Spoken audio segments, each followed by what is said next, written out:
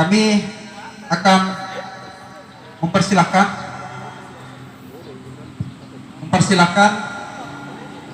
dan kita akan sama-sama mendengarkan dan menyaksikan pemaparan visi misi calon kandidat nomor urut 1 Bapak Mutafiq Siddiq. Dengan hormat kami persilahkan. Boleh beri aplaus. Halo, dicoba.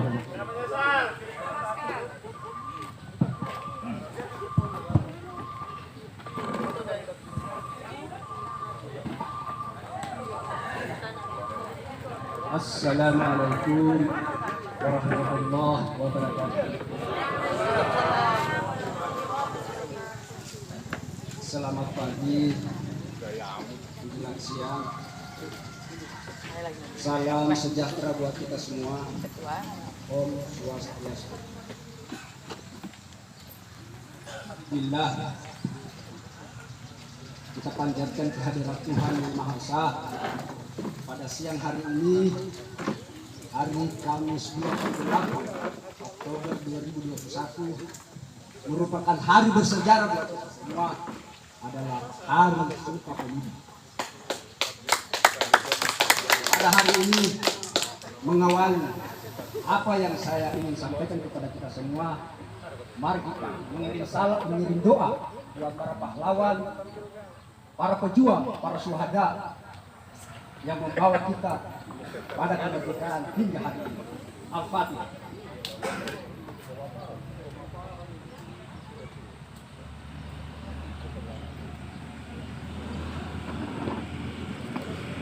Terima kasih. Ibu Camat Mangkutana atau yang mewakili yang saya hormati, Kapolsek Mangkutana atau yang mewakili yang saya hormati, dan Ramil 1403 Mangkutana atau yang mewakili yang saya hormati, Desa Margolindo yang saya hormati, Ketua DPD beserta jajarannya yang saya hormati, panitia penunjukan kepala Desa Margolembo dan segenap anggotanya yang saya hormati, dan hadirat yang saya hormati, terkhusus sahabat-sahabat saya yang jaga-jaga ini yang ada di depan kita, yang alhamdulillah pada hari ini menampakkan di hadapan kita para kandidat kita keempat, calon desa dan saya yang kelima, beserta dengan Ibu penggerak, calon penggerak PKK yang saya hormati.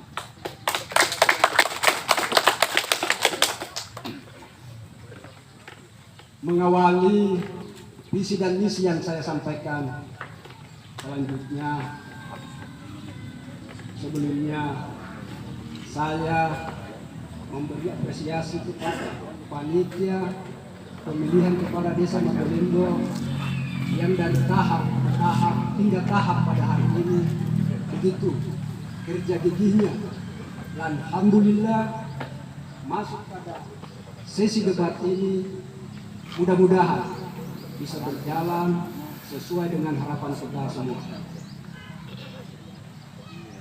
Bapak Ibu sekalian, yang saya sampaikan kepada kita semua, kepada segenap warga yang ada di Desa Margolembo adalah terwujudnya sistem pemerintahan desa di Desa Margolembo yang maju desanya, sejahtera warganya, bermartabat dalam interaksi sosial serta berkeadilan dalam pelayanan warga masyarakatnya.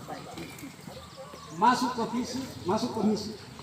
Ini perlu kita catat dengan baik, karena ini merupakan satu kewajiban saya jika seandainya ini menjadi amanah buat saya.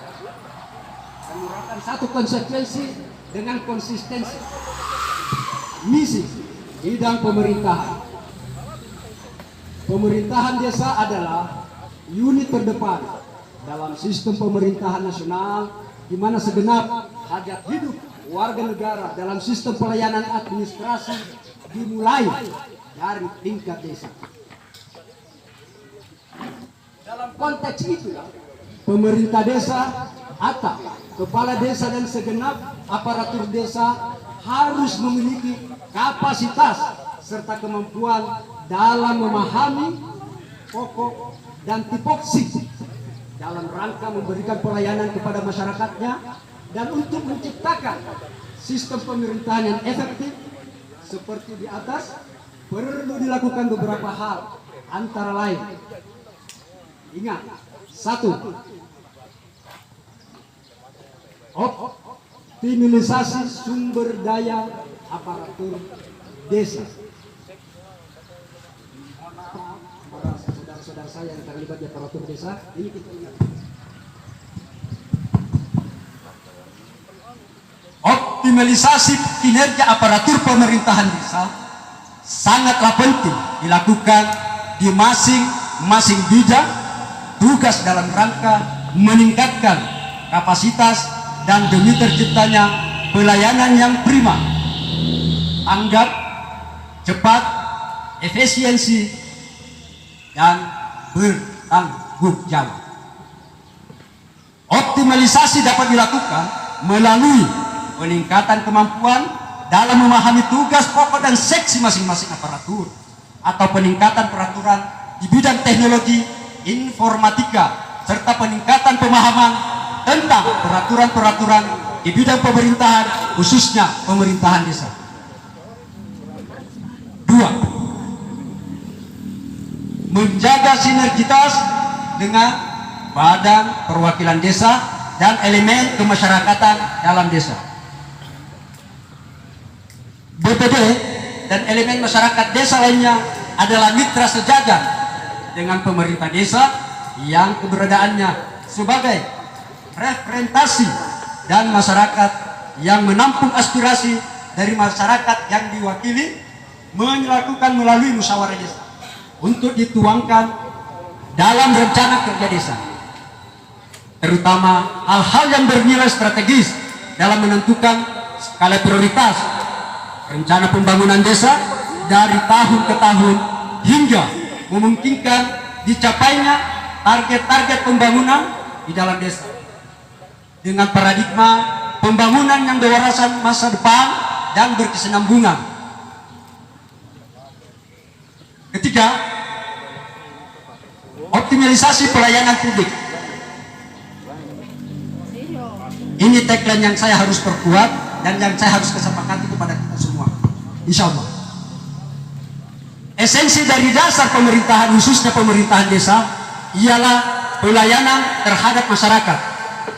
Oleh karena itu, sangatlah penting mencurahkan perhatian dalam rangka bagaimana memberikan pelayanan yang prima, cepat, tanggap, transparan, serta bertanggung jawab, dengan tetap berpedoman pada peraturan perundang-undangan yang berlaku dalam kaitannya dengan sistem pemerintahan desa, khususnya mengacu pada Undang-Undang Nomor 6 Tahun 2014 serta peraturan turunannya sebagai payung hukum dalam setiap kebijakan atau tindakan pemerintahan desa.